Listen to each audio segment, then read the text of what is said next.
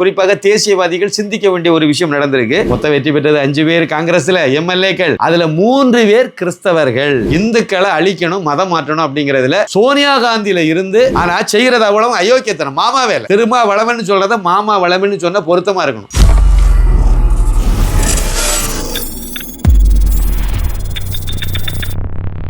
சாமானியன் குரல் தேசியவாதிகளுக்கு எனது பணிவான வணக்கம். நீண்ட இடைவேளைக்கு பிறகு நம்ம மீண்டும் சாமானியன் குரல் மூலமாக நம்ம சந்திக்கிறோம். அதாவது நான் ஏற்கனவே சொல்லியிருந்தேன், ஒரு படம் பண்ணுறேன் அப்படின்னு சொல்லியிருந்தேன். இந்துடா படத்தை கூட நீங்கள் நம்ம நிறைய பேர் பார்த்துருப்பீங்க. அந்த படத்தை நம்ம திரையில் கொண்டு வரணும், நம்ம வரப்போகிறோம். அதில் சில இடையூறுகள்னால தடங்கள்னால தடை செய்து நல்ல உள்ளங்களுடைய கெடுத்ததுனால நம்ம யூடியூப் மூலமாக நம்ம வெளியிட்டிருந்தோம். நீங்களாம் நிறைய பேர் அதை பார்த்துருப்பீங்க. இந்துடா அதாவது கடந்த மாதம் 16ஆம் தேதி நம்ம பல்வேறு சாமானியன் குரல் உள்பட சாமானியன் குரல், அப்புறம் நாரதர் மீடியா, தாமரை, ஸ்ரீ டிவி, டிஎன் நியூஸ் 24, தி தமிழ், நேட்டிவ் ப்ளஸ்ஸு, இது உட்பட இன்னும் நிறைய சேனல்களில் நம்ம வெளியிட்டிருந்தோம். இப்போவும் நீங்கள் அதில் பார்க்கலாம். அவசியம் நீங்கள் பார்க்காதவங்க பாருங்கள். ஏன்னா இது நமக்கான படம். இதில் பார்த்தீங்கன்னா தெரியும். அதாவது ஒரு 10 நிமிஷம் பார்த்தீங்கன்னாலே படம் ரொம்ப விறுவிறுப்பாக இருக்கும். உங்களுக்கு ரொம்ப பிடிக்கும், எல்லாருக்குமே பிடிக்கும். அனைத்து தரப்பு ரசிகர்களுக்கும் இந்த படம் கண்டிப்பாக பிடிக்கும். அவசியம் நீங்கள் பார்க்கணும். பார்த்துட்டு உங்களால் முடிஞ்ச வாலண்டரி கான்ட்ரிபியூஷன் கண்டிப்பாக எனக்கு அனுப்புங்க. ஏன்னா இதில் நம்ம ஒரு 85 லட்சம் ரூபாய் வரைக்கும் நம்ம செலவு பண்ணியிருப்போம். 1 கோடி ரூபாய் வரைக்கும் நம்ம இந்த வாலண்டரி கான்ட்ரிபியூஷன் வாங்கணும் அப்படின்னு சொல்லி ஒரு முடிவு பண்ணி இறங்கணும். இது வரைக்கும் இன்றைக்கி காலையில் இப்போ பேசிகிட்டு இருக்கக்கூடிய நேரத்தில் கொஞ்சம் நேரத்துக்கு முன்னாடி உள்ள நிலவரப்படி செக் பண்ணி பார்க்கும்போது கிட்டத்தட்ட 12,50,000 ரூபாயை கிராஸ் பண்ணியிருக்கு. ஆனால் இது பத்தாது. அதனால் முடிஞ்ச வரைக்கும் நல்ல உள்ளங்கள் உதவணும்னு நான் இந்த நேரத்தில் கேட்டுக்கிறேன். 2 நம்பர் கொடுக்குறேன். 9091439666 இது ஒரு ஜிபே நம்பரு. இன்னொரு நம்பர் 9092345641. இந்த 2 ஜிபே நம்பர், இந்த 2 ஃபோன்பே நம்பரும் இது தான். இதுலேயும் நீங்கள் கண்டிப்பாக பண்ணலாம். QR கோடு ஒன்று நாங்கள் கொடுக்குறோம், அதையும் நீங்கள் பயன்படுத்திடுங்க. பயன்படுத்தி அவசியம் நீங்கள் உதவணும்னு நான் எதிர்பார்க்குறேன். படம் பார்க்காதவங்க கட்டாயம் பாருங்கள். நம்ம சர்க்கிளில் உள்ள நிறைய பேர் பார்க்கல, பார்த்தவங்கெல்லாம் வியந்து கொண்டாடுறாங்க. அது ஒரு பக்கம் இருந்தாலும் பார்க்கலாம் படம் தானே, ஏதோ ஒரு படம் எடுத்து அப்படின்னு நினைக்காதுங்க. ஒரு 1/4 மணி நேரம் நீங்கள் எனக்கு வேண்டி செலவு பண்ணுங்கள். தேசியவாதிகள்னு சொல்லிவிட்டு இதுவே ஒரு பெரிய பிரச்சாரமும் அதுக்குள்ளே இருக்குது. அதை நான் சொல்ல வேண்டாம்னு நினைக்கிறேன். நீங்கள் அது உள்ளே போய் பார்த்தா தான் தெரியும். நம்ம ஊருக்கெல்லாம் உபதேசம் பண்ணிட்டு கடைசி நம்மளே பார்க்காம நிறைய பேர் நம்ம நண்பர்கள் வட்டத்தில் இருந்தாங்க. அதனால் நான் அதை வச்சு சொல்கிறேன். அவசியம் நீங்கள் பாருங்கள். இப்போ நான் விஷயத்துக்கு வரேன். முக்கியமாக இந்த தேர்தல் சம்பந்தமாக நான் சில விஷயத்தை நான் உங்கள்கிட்ட சொல்லலாம்னு நினைக்கிறேன். ஒரு விஷயம் என்ன அப்படின்னா, நடந்து முடிந்தது 5 மாநில தேர்தல். அந்த 5 மாநில தேர்தலில் நீங்கள் பார்த்தீங்க அப்படின்னா அசாமில் பாஜக ஆட்சியை பிடிச்சது, தக்க வச்சது 3வது முறையாக. அது சந்தோஷமான விஷயம். அங்கே நம்ம ஒரு வேதனையான விஷயம், குறிப்பாக தேசியவாதிகள் சிந்திக்க வேண்டிய ஒரு விஷயம் நடந்திருக்கு. மொத்தம் காங்கிரஸ் வெற்றி பெற்ற எம்எல்ஏக்களுடைய எண்ணிக்கை 19. அதில் 18 பேர் முஸ்லீம்கள். Underline the point. அசாமில் காங்கிரஸ் வெற்றி பெற்ற 19 பேரில் 18 பேர் முஸ்லீம்கள். அதேமாதிரி மேற்கு வங்காளத்தில் 2 எம்எல்ஏ தான் வெற்றி பெற்றிருக்காங்க. காங்கிரஸுக்கு 2 பேருமே முஸ்லீம். கேரளாவில் காங்கிரஸ் கட்சிக்கு 30 பேர் முஸ்லீம். 30 உறுப்பினர்கள். அவங்க தான் ஆட்சியை பிடிச்சிருக்காங்க.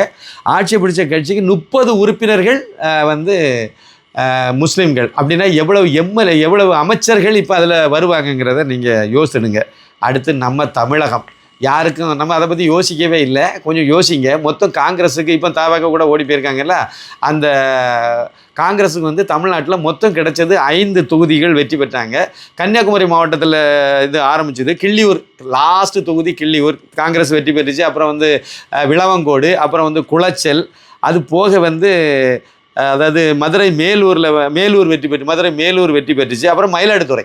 இந்த 5 தொகுதிகளில் அவங்க வெற்றி பெற்றாங்க. இதில் குளச்சலில் வெற்றி பெற்ற தாரகை கத்பட் இவங்க, விளவங்கோட்டில் வெற்றி பெற்ற பிரவீன், கிள்ளியூரில் வெற்றி பெற்ற ராஜேஷ் குமார், இந்த 3 பேரும் கிறிஸ்தவங்க. மொத்தம் வெற்றி பெற்றது 5 பேர் காங்கிரஸில் எம்எல்ஏக்கள். அதில் 3 பேர் கிறிஸ்தவர்கள். மேலூரில் வெற்றி பெற்ற விஸ்வநாதன் மட்டும்தான் இந்துக்காரர், பட்டியலின சமுதாயத்தை சார்ந்தவர். அவருக்கு நம்ம மனப்பூர்வமாக வாழ்த்துவோம். காரணம் இருக்குது. அடுத்து இன்னொன்று மயிலாடுதுறை சொன்ன பார்த்தீங்களா, அங்கே ஜமால் முகமது. அப்போ தமிழ்நாட்டிலையும் 5 பேரில் ஒருத்தர் முஸ்லீம், 5 பேரில் 3 பேர் கிறிஸ்தவங்க, இந்துக்கள் ஒருத்தர். என்ன பண்ண போகிறோம்? கொஞ்சம் யோசிக்க வேண்டிய இடத்துல இருக்குங்கிறத நான் இந்துக்களுக்காக நான் இதை சொல்கிறேன். அதாவது தமிழகத்தில் 85% பேர் நம்ம இந்துக்கள் இருக்கிறோம். ஒரு தேசிய கட்சி தமிழகத்தில் பிரதிநிதித்துவம் கொடுக்கறது இந்து, கிறிஸ்டின், முஸ்லீம் அப்படிங்கிறதுல கொடுக்கறதுல வெற்றி பெற்ற 5 பேரில் 3 பேர் கிறிஸ்தவங்க, ஒருத்தர் முஸ்லீம் அப்படின்னு 4 பேர். 15% உள்ள கிறிஸ்தவ முஸ்லீம்களுக்கு 4 பேர் பிரதிநிதித்துவம் கொடுத்துட்டீங்க. 85% உள்ள இந்துக்காரன்னு சொல்ற நமக்கு ஒரே ஒரு எம்எல்ஏ தான் கொடுத்துருக்கீங்க. அப்படின்னா உங்களுடைய அஜெண்டா என்ன? இவங்க ஏன் விஜய்கிட்ட ஓடி போறாங்கன்னு இப்போ தெரியுதா? ஏற்கனவே ஏன் ஓடி போகணுன்னு துடிச்சாங்கன்னு இப்போ தெரியுதா? இதுதான் காரணம்.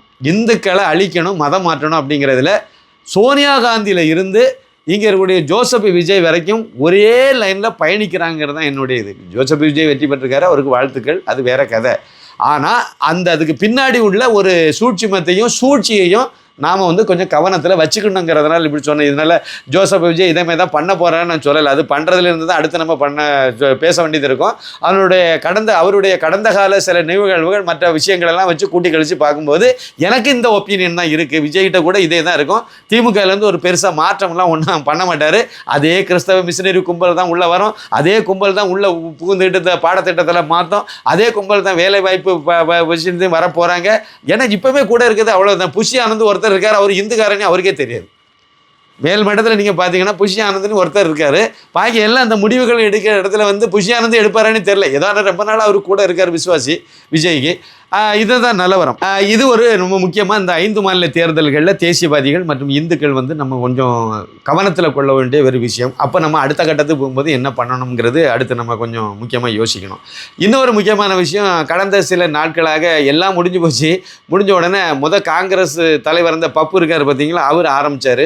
அதாவது கேரளாவில் ஓட்டுப்பதிவு மிஷின்லாம் சரியாக வேலை செஞ்சு தான், ஆனால் அஸ்ஸாமில் சரியாக வேலை செய்யலை. அது பிஜேபி அதுக்கு உள்ளே புகுந்து அவங்க வெற்றி பெற்றாங்களாம். மேற்கு வங்காளத்துலையும் அதேமாதிரி பெற்றுட்டாங்களாம். தமிழ்நாட்டில் பெற்றாங்களா இல்லையான்னு அவங்களுக்கே தெரியலையா. எனக்கு அது புரியலை. உங்கள் கட்சியை சார்ந்த எம்பி இன்னைக்கு வரைக்கும் தெளிவாக சொல்லுங்கள். இன்னொன்று அந்த அதனால தான் இந்த டாபிக் எடுத்தேன். ஓட்டுப்பதிவு மிஷினில் ஒருத்தன் அதில் குற்றம் கண்டுபிடிக்கன்னு நினைக்கிறான்னா நீ தானாக பண்ணுன்னு சொல்லி ஏற்கனவே தேர்தல் கமிஷன் திறந்து அவங்க அறிவிச்சிட்டாங்க. நீங்கள் போய் அதில் ஏதாவது மோசடி பண்ண முடியும்னா நீங்கள் ப்ரூவ் பண்ணுங்கள், அதை செய்து காணிக்கணும்னு சொல்லிட்டாங்க. பல பேர் இந்த வாய்க்கிலேயே பேசிக்கிட்டு அப்புறம் அதை செய்ய முடியலைன்னு சொல்லி உறுதியாயிட்டு. முக்கியமான விஷயம், அடிப்படையான விஷயம், சாதாரண நமக்கு கூட தெரிஞ்ச விஷயம் என்ன அப்படின்னா, ஓட்டுப்பதிவு மிஷின் பக்கத்தில் இருக்கக்கூடிய அந்த இவி பேட் இந்த இதுக்கு உள்ளே தான் ஒரு ஒயரை போட்டு ஒரு கனெக்ஷன் கொடுத்துருக்காங்களே வரைய அது நெட்வொர்க்கில் கனெக்டட் கிடையாது. அது அடிப்படையான விஷயம்.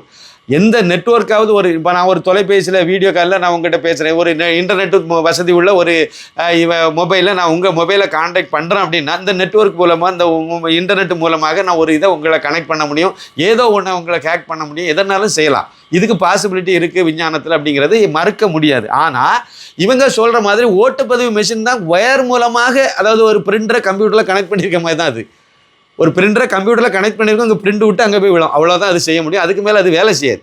அதே மாதிரி இங்கே இது பண்ணால் அங்கே வரும், அவ்வளோதான். அதுக்கு 2 மிஷினை கனெக்ட் பண்ணியிருக்காங்க ஒயர் மூலமாக தான்.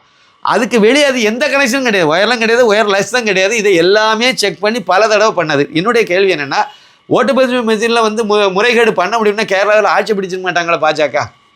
தமிழ்நாட்டில் ஆட்சி பிடிச்சிருக்க மாட்டாங்களா? இந்த மாதிரி கேவலமாக பிஜேபி தோக்குமா? ஒரே ஒரு ஒத்த ஓட்டு பிஜேபின்னு பேர் வாங்குவாங்க, ஆசைப்படுவாங்களா யாராவது? ஒரு இதுலேயும் வெற்றி பெற்றது எவ்வளவு? வெறும் 800 சில்லற ஓட்டில் வெற்றி பெற்றிருக்கு. இந்த மாதிரிலாம் வருமா? தமிழகத்தில் தான் எங்கள் பெரிய டார்கெட்டே மேற்கு வங்காளம் தமிழகத்தில் தான் இவ்வளோ தூரம் கஷ்டப்பட்டு உழைச்சாங்க.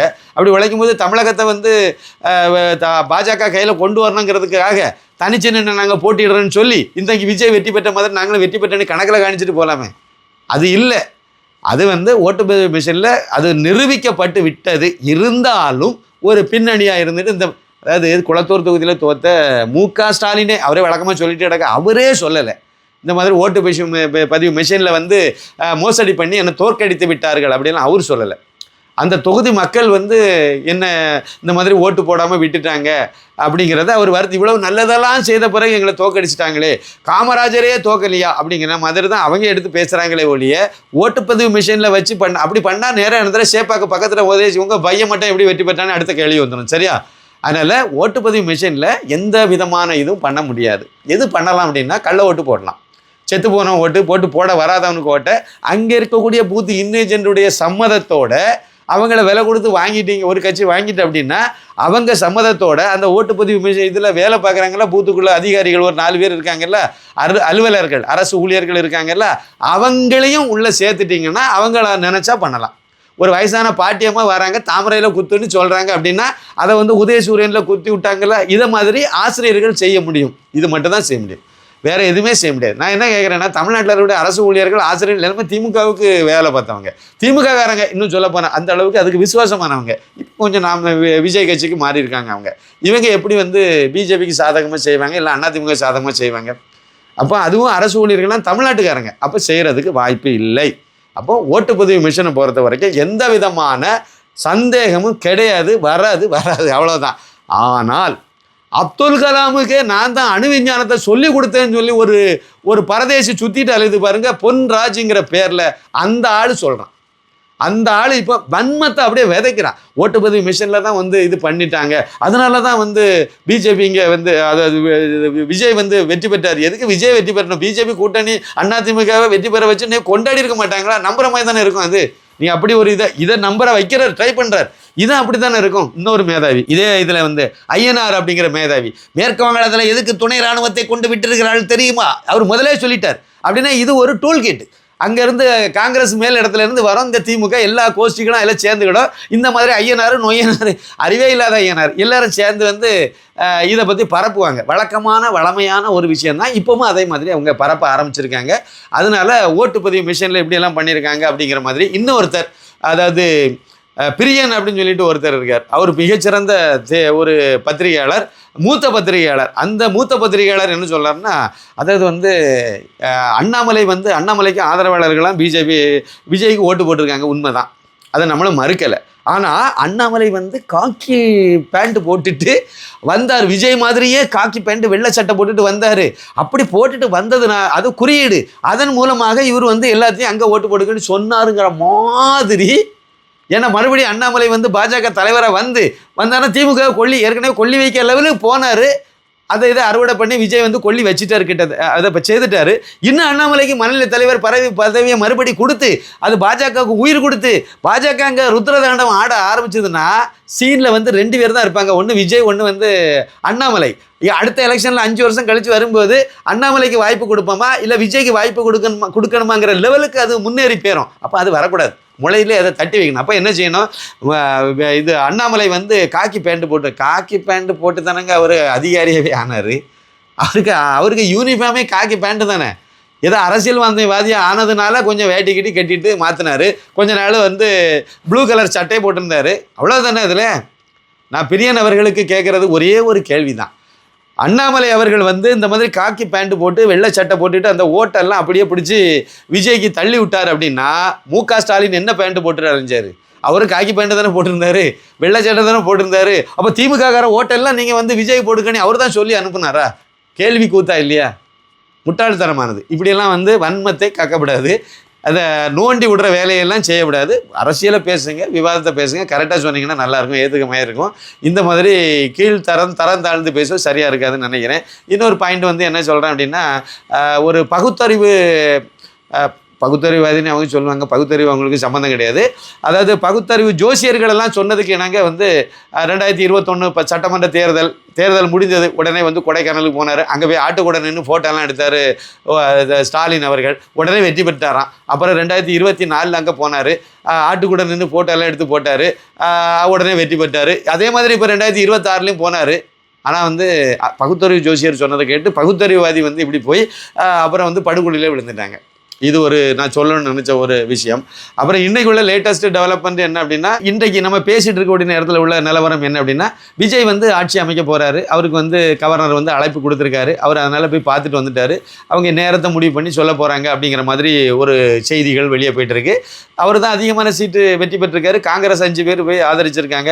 அதனால 113 சீட்டு அவருக்கு வந்துட்டு 2 இடத்துல ஒரு இடத்த அவர் ராஜினாமா பண்ண வேண்டியது இருக்கும். அதனால் அவர் ஆட்சி அமைக்க போகிறாருங்கிறத நம்ம இப்போதைக்கு நம்பலாம், அதில் ஒன்றும் பிரச்சனை இல்லை. ஒருவேளை மிராக்கள் மாதிரி ஏதாவது நடந்துச்சுன்னா வேறு மாதிரி ஒன்று நடக்க வாய்ப்பு உண்டு. அது தவிர்க்க முடியாதது, நடக்காதுன்னு நம்ம சொல்ல முடியாதுங்கிறது தான். நான் ஏற்கனவே சொல்லிட்டு இருந்த பாயிண்ட் தான், அதை நம்ம ஒருக்கா சொல்லலாம். அதுக்கு இடையில இன்னும் ஒரு துணுக்கு செய்தி சொல்லிட்டு உள்ளே வந்துடுறேன். என்ன அப்படின்னா, இதுக்கு இடையில வந்து ஏதோ வந்து பிஜேபிக்காரங்க சதி செய்து அவரை வந்து பதவி ஏற்க விடாமல் கவரரை வச்சு தடுக்கிற மாதிரி கெடுக்கிற மாதிரி தொல் திருமாவளவன் அவர்கள் பேசிகிட்டு இருக்கார். அவர் வந்து என்ன சொன்னார்னா, அதாவது இங்கே வந்து மதசார்பற்ற சக்தி வச்சிருக்க இந்த கூட்டணி என்னது, திமுக கூட்டணி மதசார்பற்ற கூட்டணின்னு தான் பேரே வச்சுருந்தீங்க. அது மூலமாக தான் நீங்கள் மக்கள்கிட்ட போனீங்க. அதாவது இவங்க வந்து வீழ்த்திட்டாங்களாமா. யாரை வீழ்த்திட்டாங்க? தோற்று போனீங்க. நீங்கள் ஆளுங்கட்சி கூட்டணியிலேருந்து மரண அடி வாங்கிக்கிட்டு பாஜக தோற்று போச்சுது. அது வந்து ஆர்எஸ்எஸ் ஜனாதன சக்தி வந்து தோல்வியை செஞ்சுருக்கோம் அப்படின்ட்டு இவர் வந்து சொல்கிறார். அதனால் விஜய் வந்து முதலமைச்சராக வந்து பதவியேற்க அழைப்பு கொடுக்கணும் அப்படின்னு சொல்லிட்டு இவர் பெரிய விஞ்ஞானி வந்து சொல்ல வந்திருக்கார். நான் என்ன கேட்குறேன்னா, சட்ட ரீதியாக பேசுகிறாராம் அவர். நான் என்ன கேட்குறேன் அப்படின்னா, நீங்கள் வந்து விஜய் கூட ஆதரிக்கணும்னு தானே முடிவெடுத்தீங்க. அதை உங்களால் இது வரைக்கும் ஏன் வெளிப்படையாக அறிவிக்க முடியலை? காங்கிரஸுக்காரன் துணிச்சலாக போய் சொல்லிட்டு போயிட்டான். நீங்களும் அதேமாதிரி நேரே போய் விஜய்கிட்ட போய் பனையூருக்கு போய் நேரே எங்களுடைய 2 எம்எல்ஏ இருக்காங்க, 2 பேரையும் நாங்கள் உங்களுக்கு ஆதரவு கொடுக்குறோம். இதில் என்ன தப்பு இருக்குது? ஆதரவு அவ்வளோதான். இங்கே வந்து கொள்கையும் கிடையாது, கூப்பாடம் கிடையாது, பேர் தான் கொள்கை எல்லாம். அங்கே போகிறேன்னு சொல்லிட்டு போனதில் என்னத்த இருக்குது? அப்போ ஏன் போகலை நீங்கள்? பிஜேபியும் அதிமுக கூட்டணி தோற்று போச்சிங்க, அது ஆட்சி அமைச்சிக்கிடாது, அவ்வளோதானே. அப்புறம் நாங்கள் வந்து பிஜேபியை வந்து தோற்கடித்து விட்டோம். பிஜேபிக்கு 1 எம்எல்ஏ, உங்களுக்கு 2 எம்எல்ஏ, என்னத்தை தோற்கடிச்சிங்க? பிஜேபிக்கு 2.97 நினைக்கிறேன், 9-8 நான் சொல்லிட்டு இருந்தேன், 7 நினைக்கிறேன். சரி, 3% கீழே ஓட்டு வாங்கி உங்களுக்கு மட்டும் எவ்வளோ வாங்கி நீங்கள் சேர்த்துருக்கீங்க?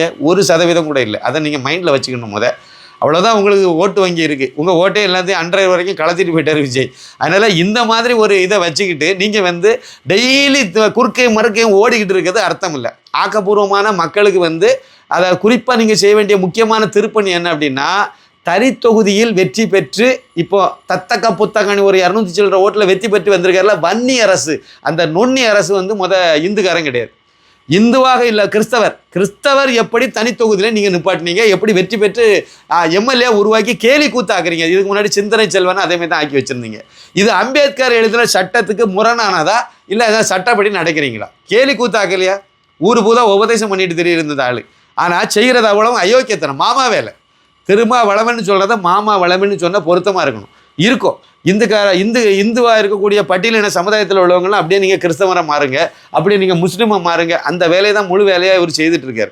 அந்த சமுதாயத்துக்கு ஏதாவது 4 டாக்டரை உருவாக்கி, 4 பேரை என்ஜினியராக உருவாக்கி, 4 பேரை ஐஏஎஸ் ஐபிஎஸ்ஸை உருவாக்கணுங்கிற எண்ணமோ சிந்தனையோ இது வரைக்கும் உருவாக்கின வரலாறோ கிடையாது. ரவுடிகளை உருவாக்கணும், அதே மாதிரி போதைப் பொருள் கடத்தலுக்கு பயன்படுத்தணும், விற்கிறதுக்கு பயன்படுத்தணும். இப்படியே நம்ம வாழ்ந்து சாவணும். என்னத்தை கொண்டு போக போகிறீங்க? மிகப்பெரிய தவறுங்கிறது தான் என்னுடைய இது. கடைசியாக நான் ஒரு சின்ன செய்தி, 2 சின்ன துணுக்கு செய்தி சொல்கிறேன். ஒன்று வந்து என்ன அப்படின்னா, விஜய் வந்து வெற்றி பெற மாட்டார்னு தான் நான் சொன்னேன். விஜயே 2 இடத்துலையும் வெற்றி பெற மாட்டார், அதுவே சந்தேகம். அதனால் அவங்க கட்சிக்கு பெரிய அளவில் எம்எல்ஏலாம் கிடைக்க மாட்டாங்கன்னு சொல்லி நான் வந்து பேசியிருந்தேன். நிறைய பேர் நம்ம சொன்ன கருத்து வந்து, நான் மட்டும் இல்லைங்க, நிறைய பேர் சொன்ன கருத்து வந்து நடக்கலைன்னு சொன்னாங்க. நான் மட்டும் இல்லை அப்படின்னு சொல்கிறத விட விஜய்க்கே நம்பிக்கை கிடையாது. ஜோசப் விஜய்க்கு நம்பிக்கை இருந்திருந்தால், இவ்வளோ பெரிய வெற்றி பெறுவோம்னு நம்பிக்கை இருந்திருந்தால் அவர் எதுக்குங்க 2 தொகுதியில் போட்டியிட போனார்? ஒரு தொகுதியில் ஒருவேளை தோத்தார், இன்னொரு தொகுதி காப்பாற்றுங்கிற அடிப்படையில் தானே 2 இடத்துல நின்னார். அதைத்தான் நானும் கணிச்சேன். அவரே 2 இடத்துல வெற்றி பெறதுக்கு வாய்ப்பு இல்லை அப்படிங்கிறது தான் நம்மளுக்கும் வந்து அது அப்படி தான் புரிஞ்சுது. கள நிலவரமும் அந்த ஓட்டு போட்ட பூத்துக்களில் உள்ள நிலவரமும் அப்படி தான் இருந்துச்சு. ஆனால் கடைசியில் ஒரு 2 நாளையில் ஒரு பெரிய கரண்டு மாதிரி ஒரு பெரிய அலை பரவி இருக்குது. ஏன்னா திமுக மேலே உள்ள பயங்கரமான அதிருப்தி, அதே சமயத்தில் எடப்பாடி பழனிசாமிக்கு மேலே நம்பிக்கையின்மை, இந்த 2 சேர்ந்து இவன் இந்த 2 பேருமே வேண்டாம். ஏற்கனவே அண்ணாமலை தான் ரூட்டு போட்டு வச்சார். இந்த 2 பேரும் இல்லாமல் புதுசாக ஒன்றை கொண்டு வரணும்னு ஆசைப்பட்டார். அதை ஒரு 4-5 பேர் சேர்ந்து கெடுத்து நாசம் பண்ணாங்க. சரி, இருந்தாலும் பரவாயில்ல. அதை தாண்டி இப்போ வந்து விஜய் மூலமாக அது வந்து நமக்கு நடந்திருக்குங்கிறதுல ஒரு சின்ன ஆறுதல் சந்தோஷம் ஒன்று பட்டுக்கலாம். ஆனால் உண்மையிலேயே வந்து இதுக்கு ஒரு பாதை அமைச்சது, இளைஞர்களை தட்டி அரசியல் பக்கம் திருப்பினது, அரசியல் கவனிக்க வச்சது, பேச வச்சது, பெண்களை குறிப்பாக அரசியல் பக்கம் கவனத்தை ஈர்க்க வச்சது எல்லாமே அண்ணாமலை போட்ட விதை, அண்ணாமலை போட்ட பாதை. அதை கரெக்டாக விஜய்க்கு வந்து அறுவடை இடம் அமைக்கிற மாதிரி பாஜகனுடைய மூத்த தலைவர்கள் எல்லாம் முடிவெடுத்து இந்த மாதிரிலாம் நாசமாக போயிருக்கு வழிவகுத்து விட்டனால வந்தது. அதனால் விஜய்க்கே அந்த அதிகமான இடத்துல வெற்றி பெறுங்கிற நம்பிக்கை கிடையாது. அவரே கூட 2 இடத்துல வெற்றி பெறுவேன் அப்படிங்கிற நம்பிக்கை அவருக்கே இல்லை. அதனால தான் 2 தொகுதியில் போய் போட்டிட்டார். ஒரு தொகுதி இல்லைன்னா ஒரு தொகுதி காப்பாற்றுங்கிற அடிப்படையில் தான் நின்னார். அதைத்தான் நம்மளும் வந்து முடிவு பண்ணி நம்ம ஒன்றும் கருத்து கணிப்பு நடத்துகிற அதை ஒத்துக்கணும். நம்ம அங்கங்கேருந்து சொன்ன தகவல் அடிப்படையில் சொல்லியிருந்தோம். இன்னும் நிறைய விஷயங்களை நம்ம பேசுவோம், அடுத்தடுத்து பேசுவோம். இன்றைக்கி இது போதும் நினைக்கிறேன். நினைக்கிறேன். இன்னும் நிறைய தகவல் இதே அரசியல் சம்மந்தப்பட்டது இருக்குது, நம்ம தொடர்ந்து பேசுவோம். இது வரைக்கும் நம்முடைய இந்துடா படத்தை பார்க்காதவங்க இதில் நம்ம டிஸ்கிரிப்ஷன்லேயே அந்த இது நம்ம கொடுக்குறோம், லிங்கை கொடுக்குறோம், மேலேயும் கொடுக்குறோம். அந்த லிங்கில் நீங்கள் வந்து நம்ம சேனல்லே இருக்குது, அந்த படத்தை நீங்கள் அவசியம் பார்க்கணும். 4 பேரை பார்க்க சொல்லுங்கள். நான் வந்து உள்ளே போய் பார்த்தீங்கன்னா நான் ஏன் இப்படி சொல்கிறேங்கிறது உங்களுக்கே தெரியும். முடிஞ்சவங்க உங்களால் முடிஞ்ச வாலண்டரி கான்ட்ரிபியூஷன் நீங்கள் வழங்கணும்னு கேட்டுக்கிறேன். மிக்க நன்றி, வணக்கம்.